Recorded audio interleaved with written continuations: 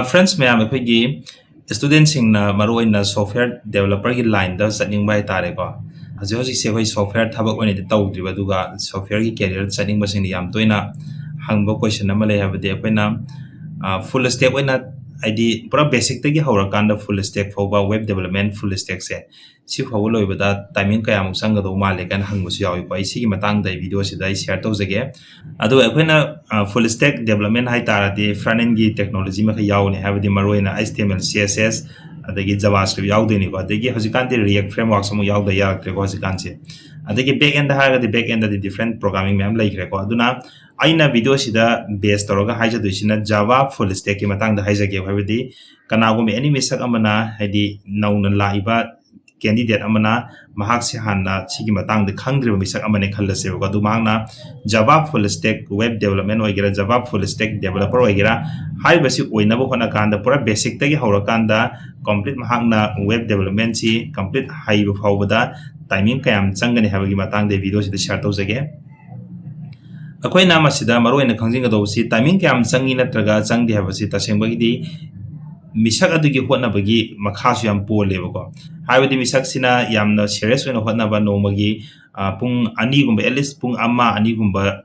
class ꯇꯧꯔꯦ ꯈꯜꯂꯁꯤ ꯁꯝꯅ ꯑꯣꯖꯥ ꯑꯃꯒꯤ ꯃꯈꯥꯗ ꯇꯝꯃꯦ ꯈꯜꯂꯁꯦꯕꯀꯣ ꯑꯗꯨꯒ ꯑꯗꯨ ꯂꯣꯏꯔ ꯃꯇꯨꯡꯗ ꯃꯁꯥꯒꯤ ꯄ꯭ꯔꯥꯛꯇꯤꯁꯁꯦ ꯑꯃꯨꯛꯀ ꯄꯨꯡ ꯑꯅꯤ ꯑꯍꯨꯝꯒꯨꯝꯕ ꯅꯣꯡꯃꯒꯤ ꯇꯧꯕꯤꯌꯨ ꯍꯥꯏꯇꯥꯔꯦꯀꯣ ꯍꯥꯏꯗꯤ ꯑꯣꯖꯥꯗꯨꯒ ꯄꯨꯜꯂꯒ ꯇꯝꯕ ꯑꯗꯨꯈꯛ ꯅꯠꯇꯕ ꯃꯗꯨꯒꯤ ꯃꯇꯨꯡꯗ ꯑꯃꯨꯛꯀ ꯃꯁꯥꯒꯤ ꯄ꯭ꯔꯥꯛꯇꯤꯁ ꯇꯧꯕ ꯇꯣꯉꯥꯟ ꯇꯣꯉꯥꯟꯕ ꯀꯣꯏꯁꯟ ꯑꯣꯟꯂꯥꯏꯟꯗ ꯀꯩꯗ ꯈꯔ ꯊꯤꯔꯒ ꯑꯗꯒꯤ ꯉꯁꯥꯏꯒꯤ ꯀ꯭ꯂꯥꯁꯇ ꯇꯥꯛꯂꯛꯄꯁꯤꯡꯗꯣ ꯑꯗꯨꯒꯤꯗꯣ ꯃꯗꯨꯗꯩ ꯈꯤꯇꯪ ꯁꯦꯝꯗꯣꯛꯑꯀꯥꯟꯗ ꯏꯁꯥꯅꯒ ꯄ꯭ꯔꯥꯛꯇꯤꯁ ꯇꯧꯕ ꯔꯤꯚꯤꯖꯟ ꯇꯧꯕꯁꯦ ꯁꯨꯃꯥꯏꯅ ꯆꯠꯂꯒꯗꯤ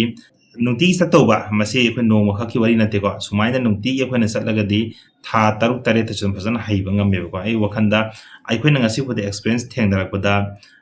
2019ꯗꯒꯤ ꯑꯩꯅ ꯁ꯭ꯇꯨꯗꯦꯟꯠ ꯇꯝꯕꯤꯔꯛꯄꯁꯦ 19ꯗꯒꯤꯅꯤꯀꯣ 2019ꯗꯒꯤ ꯍꯧꯖꯤꯛ ꯐꯥꯎꯕꯗ ꯁꯥꯇ꯭ꯔ ꯑꯗꯨꯝ 200ꯒꯤ ꯃꯊꯛꯇ ꯇꯝꯕꯤꯈ꯭ꯔꯦꯕ ꯑꯗꯨꯅ ꯑꯌꯥꯝꯕꯅ ꯊꯥ 6ꯇꯗꯤ ꯑꯗꯨꯝ ꯍꯩꯀꯣ ꯑꯩꯅ ꯍꯥꯏꯔꯤꯕ ꯁꯤꯒꯤ ꯁꯤꯁꯇꯦꯝꯁꯦ ꯁꯤꯒꯤ ꯊꯥꯛꯁꯤꯗ ꯃꯣꯏꯅ ꯍꯣꯠꯅꯔꯒ ꯆꯠꯂꯒꯗꯤ ꯊꯥ 6ꯇꯗꯤ ꯍꯩꯕ ꯉꯝꯒꯅꯦꯕ ꯑꯗꯒꯤ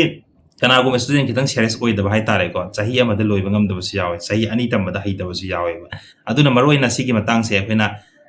ꯁꯣꯐꯋꯦꯌꯔ ꯗꯦꯕꯂꯄꯔ ꯅꯠꯇ꯭ꯔꯒ ꯁꯣꯐꯋꯦꯌꯔ ꯋꯦꯕ ꯗꯦꯕꯂꯄꯔ ꯑꯃ ꯀꯝꯄ꯭ꯂꯤꯠ ꯑꯣꯏꯅꯕ ꯍꯣꯠꯅꯀꯥꯟꯗ ꯇꯥꯏꯃꯤꯡ ꯀꯌꯥꯝ ꯆꯪꯒꯦ ꯍꯥꯏꯕꯁꯤ ꯑꯩꯈꯣꯏ ꯁ꯭ꯇꯨꯗꯦꯟꯠ ꯅꯠꯇ꯭ꯔꯒ ꯀꯦꯟꯗꯤꯗꯦꯠꯇꯨꯒꯤ ꯍꯣꯠꯅꯕꯒꯤ ꯃꯈꯥ ꯄꯣꯟꯗꯣꯏꯅꯤꯀꯣ ꯑꯗꯨꯅ ꯁꯦꯔꯤꯌꯁ ꯑꯣꯏꯅ ꯍꯣꯠꯅꯔꯕ ꯑꯩꯅ ꯉꯁꯥꯏ ꯍꯥꯏꯈꯤꯕ ꯃꯑꯣꯡꯗꯣ ꯑꯗꯨꯒꯤ ꯆꯥꯡꯗ ꯍꯣꯠꯅꯔꯒꯗꯤ ꯊꯥ 6ꯇꯁꯨ ꯍꯩꯕ ꯉꯝꯒꯅꯦꯕ ꯑꯗꯒꯤ ꯑꯩꯈꯣꯏꯅ ꯑꯇꯣꯞꯄ ꯀꯣꯏꯁꯟ ꯑꯃꯅ ꯃꯌꯥꯝꯅ ꯈ꯭ꯋꯥꯏꯗꯒꯤ ꯍꯪꯅꯕꯁꯤ ꯀꯔꯤꯅꯣ ꯍꯥꯏꯔꯒꯗꯤ ꯍꯧꯖꯤꯛꯀꯥꯟꯗꯤ ꯌꯨꯇ꯭ꯌꯨꯕꯁꯦ ꯑꯌꯥꯝꯕ ꯑꯗꯨꯝ ꯌꯨꯇ꯭ꯌꯨꯕꯇ ꯇ꯭ꯌꯨꯇꯣꯔꯤꯌꯦꯜ ꯃꯌꯥꯝ ꯊꯣꯛꯑꯦꯀꯣ ꯌꯨꯇ꯭ꯌꯨꯕꯇ ꯄꯥꯏꯊꯟ ꯑꯣꯏꯒꯦꯔꯥ ꯖꯥꯚꯥ ꯑꯣꯏꯒꯦꯔꯥ .NET C# ꯑꯣꯏꯒꯦꯔꯥ ꯑꯩꯈꯣꯏ ꯌꯨꯇ꯭ꯌꯨꯕꯁꯤꯗ ꯐꯪꯗꯕꯗꯤ ꯂꯩꯇ꯭ꯔꯦꯀꯣ ꯑꯗꯨꯅ ꯃꯌꯥꯝꯅ ꯍꯥꯏꯕ ꯌꯥꯎꯋꯦ ꯍꯥꯏꯕꯗꯤ ꯑꯩꯈꯣꯏ ꯌꯨꯇ꯭ꯌꯨꯕꯇ ꯐꯪꯉꯤꯕ ꯗꯤꯐ꯭ꯔꯦꯟꯠ ꯇ꯭ꯌꯨꯇꯣꯔꯤꯌꯦꯜ ꯃꯌꯥꯝ ꯑꯗꯨꯒ ꯏꯚꯟ ꯃꯃꯤꯡ ꯂꯩꯔꯕ ꯌꯨꯇ꯭ꯌꯨꯕꯔ ꯀꯌꯥꯅꯒ ꯑꯩꯈꯣꯏꯒꯤ ꯇꯦꯛ ꯗꯦꯕꯂꯄꯔ ꯑꯗꯒꯤ ꯁꯣꯐꯋꯦꯌꯔ ꯗꯦꯕꯂꯄꯔ ꯀꯌꯥ ꯑꯃꯅ ꯌꯨꯇ꯭ꯌꯨꯕꯇ ꯇꯥꯛꯏꯁꯦ ꯃꯈꯣꯏꯒꯤꯁꯤ ꯌꯦꯡꯉꯀꯥꯟꯗ ꯑꯗꯨꯝ ꯍꯩꯒꯗ꯭ꯔꯥ ꯍꯥꯏꯕ ꯋꯥꯈꯜꯁꯤ ꯑꯗꯨꯃꯥꯏꯅ ꯍꯪꯕꯁꯨ ꯌꯥꯎꯋꯦꯕꯀꯣ ꯍꯥꯏꯕꯗꯤ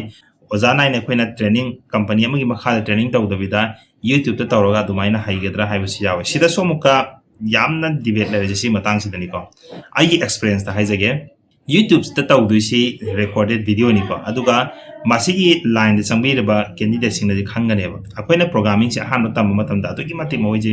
ꯏꯔꯔ ꯊꯣꯛꯏꯀꯣ ꯏꯔꯔꯁꯤ ꯐꯅꯌꯥꯝ ꯊꯣꯛꯑꯦ ꯑꯗꯣ ꯏꯔꯔꯁꯤ ꯈ꯭ꯋꯥꯏꯗꯒꯤ ꯁꯥꯇ꯭ꯔꯅ ꯇꯝꯕꯗ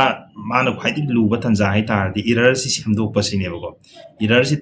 ꯀꯩꯒꯤ ꯂꯥꯏꯅꯣ इरर से कमायन सेमदोकने है सिगी मतांग सिदा छात्र से मतम याम संगने दुगा स्टूडेंट सिने कईगुंबाना प्रोग्राम से तौब मतमदा error lakh मतमदा सेमदोक पसिमान ngamdraba adui tardi ma mathanggi program se makha sathaba ngamoy marak leptoineba aduna ngasai gi youtube ta tambagi problem amana recorded video oibanina mana nami bi youtube ta nami bi exact magi program do adu exact namu matamda ira lakaneba khoi isa isa gi computer da kai no kanda YouTube ta mahakna thagali ba video do chahi kya gi mamang thagali khibino khangde matam du da update tau khidaba hoje hoje anau da programming habisi matam matam update lak tools so update lak ne ko duna hoje hoje ki na update tau du ma khitang difference ama laidana sai youtuber duna thagali matam du ga hoje koina tambio matam da du ga difference tai basina man nami ba program da same program da matam da error lak ne ko error sem dok pasine ko idigi problem orise aduna hana experience laitaba kambu nauna changakpasini error semdokpasi yam luiyeba aduna error si ama hek wana semagasu mathang amu lakan sumaina hanjin hanjin lakan sembi na basi laitabadagi adumaina ayama marakta tokalleba sumaina youtube dagi tamba yabani de youtube ta loina phangmani haraga sumaina changhiba singse aine ujabada almost 99% henna su oirangmani ko 100% gi mai oirangmani marakta tatleba mokoisi loisin mangamdeba fazana haiba ngamde matam manga thoeba aduna sigi matangda ꯑꯩꯈꯣꯏꯒꯤ ꯃꯁꯤꯒꯤ web ꯗꯦꯕꯂꯄꯔꯒꯤ ꯀꯦꯔꯤꯌꯔꯁꯦ ꯇꯁꯦꯡꯅ ꯆꯠꯅꯤꯡꯕꯁꯤꯡꯗꯤ ꯃꯔꯨꯑꯣꯏꯅ ꯃꯁꯤꯒꯤ ꯃꯇꯥꯡꯗ ꯐꯖꯅ ꯍꯩꯔꯕ expert ꯑꯃꯒ ꯂꯣꯏꯅꯔꯒ ꯑꯗꯨꯃꯥꯏꯅ ꯇꯝꯕꯤꯌꯣꯕ ꯃꯁꯤ ꯑꯥꯏꯗꯔ ꯑꯣꯐꯂꯥꯏꯟ ꯀ꯭ꯂꯥꯁ ꯑꯣꯏꯕ ꯌꯥꯏ ꯑꯣꯔ ꯑꯣꯟꯂꯥꯏꯟ ꯀ꯭ꯂꯥꯁ ꯑꯣꯏꯕ ꯌꯥꯏꯀꯣ ꯑꯗꯨ ꯑꯣꯐꯂꯥꯏꯟ ꯑꯣꯏꯒꯦꯔꯥ ꯑꯣꯟꯂꯥꯏꯟ ꯑꯣꯏꯒꯦꯔꯥ ꯑꯄꯥꯝꯕ ꯑꯣꯏ ꯑꯣꯟꯂꯥꯏꯟ ꯍꯥꯏꯔꯒ ꯔꯦꯀꯣꯔꯗꯦड ꯚꯤꯗꯤꯑꯣꯗꯤ ꯌꯥꯗꯦ ꯑꯃꯨꯛꯀ ꯂꯥꯏꯚ ꯀ꯭ꯂꯥꯁ ꯑꯣꯏꯒꯗꯕ ꯂꯥꯏꯚ ꯀ꯭ꯂꯥꯁ ꯑꯣꯏꯇꯥꯔꯗꯤ ꯆꯞ ꯃꯥꯟꯅꯩꯀꯣ ꯑꯣꯖꯥꯗꯨꯅ ꯇꯥꯛꯂꯛꯀꯗꯣꯏꯅꯤ ꯑꯗꯨꯒ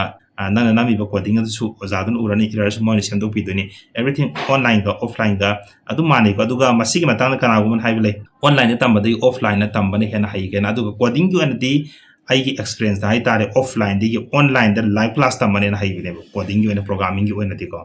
ꯑꯇꯣꯞꯄ ꯍꯣꯏ ꯃꯦꯊꯁ ꯁꯥꯏꯟꯁ ꯑꯇꯣꯞꯄ ꯏꯪꯂꯤꯁꯀꯤ ꯁꯣꯁꯤꯌꯦꯜ ꯁꯥꯏꯟꯁꯀꯤꯗꯤ ꯑꯣꯐꯂꯥꯏꯟꯗ ꯇꯝꯕꯅ ꯍꯦꯟꯅ ꯅꯨꯡꯉꯥꯏꯕꯅꯦꯀꯣ ꯑꯣꯖꯥꯁꯤꯡꯒꯤ ꯄꯨꯟꯅ ꯐꯝꯃꯤꯟꯅꯔ ꯇꯧꯕꯗꯣ ꯑꯗꯨꯕꯨ ꯀꯣꯗꯤꯡꯒꯤꯅ ꯑꯣꯟꯂꯥꯏꯟꯗ ꯂꯥꯏꯚ ꯀ꯭ꯂꯥꯁ ꯑꯣꯏꯅ ꯇꯧꯕꯒꯤ ꯅꯨꯡꯉꯥꯏꯕ ꯑꯃꯅ ꯑꯩꯈꯣꯏꯒꯤ ꯁ꯭ꯀ꯭ꯔꯤꯟꯁꯤꯗ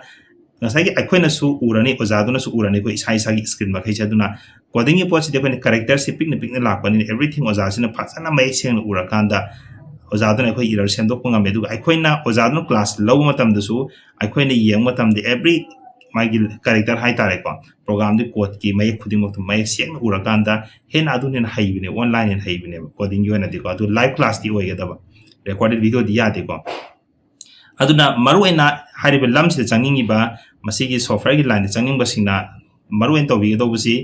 masigi tasengna line chakhi khali ahiba oja amaga loina biyo du oja do loina dringa de verify hana tawthopi ko ngasi kano tawriba hogi training ama tawri khali oja di makha da ko training tawriba do ado training du loire habagi certificate ama su dakar laigene ba aduna